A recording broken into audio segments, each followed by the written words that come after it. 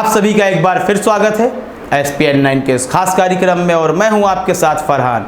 अभी भी प्रवासी मजदूरों का आना जाना लगा है, आवाजाही लगी हुई है। रेलगाड़ियां अगले माह से शुरू होंगी। वह लोग जिनको घर से निकाल दिया गया है वह कहां जाएंगे? जिनके पास पैसे नहीं है वह क्या खाएंगे?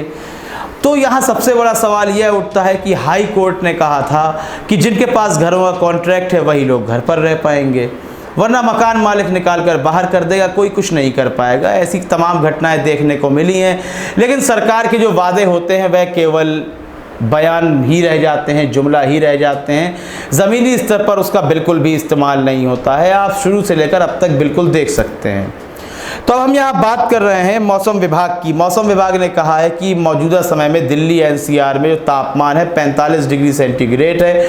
आने वाले 1 से 2 दिनों में 47 डिग्री सेंटीग्रेड या उससे ऊपर भी पहुँच जाएगा। लू का खतरा है, डिहाइड्रेशन हो सकता है, लोगों की मौतें भी हो सकती हैं। यह मौसम विभाग का कहना है। आपको पता होगा जब लू चलती है पानी की जो ज़रूरत होती है पूरी होनी चाहिए, खाना भी मिलना चाहिए। यदि आप भूखे रहते हैं, पानी की कमी होती है तो आप उसकी चपेट में आ जाते हैं। लेकिन प्रवासी मजदूरों को तो पानी भी नहीं मिल पा रहा है। सोचिए, यदि उनके पास एक पानी की बोतल है भी, किसी NGO के द्वारा मिल गई, किसी व्यक्ति ने तरस खाकर उन्हें बोतल दे दी पानी की, तो यकीन कीजिए हमने भी बाहर फील्ड रिपोर्ट में, ग्राउंड रिपोर्ट में देखा है, वह बोतल 15 मिनट में ऐसी ही हो जाती है कि आप उस पानी को नहीं पी सकते, आपकी प्यास नहीं बुझेगी। अब जिनके पास खाना भी नहीं है, पानी भी नहीं है, मौसम विभाग ने चेतावनी भी दे दी है, अब वह लोग कहाँ जाएंगे? अब वह हो सकता है लू से ही अपने प्राण त्याग दें। अभी तक ट्रेन से कट रहे थे, ट्रक पलट रहे थे, अब तो लू का भी संकट आ गया है। लेकिन यहाँ पक्ष और विपक्ष में, अन्य राज्यों में और केंद्र सरकार में लगातार इस बात की जंग जारी है कि अव्वल कौन है, नंबर 1 कौन है, किसने ज़्यादा काम कर दिया। ज़्यादा काम तो अभी किसी ने भी नहीं किया है, बल्कि इस परिस्थिति में पूरा काम करना है। ज़्यादा काम करने वाले की माफ़ी नहीं है, उसका बचाव नहीं होगा। आपको पूरा काम करना है, एक एक मजदूर को उसके घर तक पहुंचाना है। और जब तक वह घर नहीं पहुंचता है, जब तक श्रमिक ट्रेनें रवाना नहीं होती हैं, तब तक आपको उनको भोजन की व्यवस्था मुहैया करवानी है। और वो भी कोई ऐसा भोजन नहीं जैसा मिल रहा है, लोग हमें बता रहे हैं ग्राउंड रिपोर्ट में, कहते हैं कि जानवर भी वह खाना नहीं खाएगा। इसमें मुझे पता है अंधभक्तों को बुरा भी लगेगा, वो कहेंगे ये कैसी बातें कर रहे हैं। बिल्कुल ऐसी ही बात होगी, क्योंकि वह आपके खाने के मोहताज नहीं है।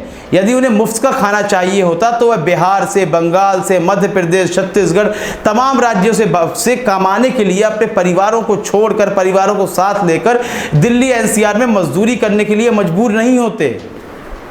उन्हें अच्छा भोजन चाहिए था, अच्छी सुविधाएं चाहिए थी, इसलिए वे अपने घर से निकलकर बाहर आते हैं, मेहनत करते हैं और अपने मन का खाना खाते हैं।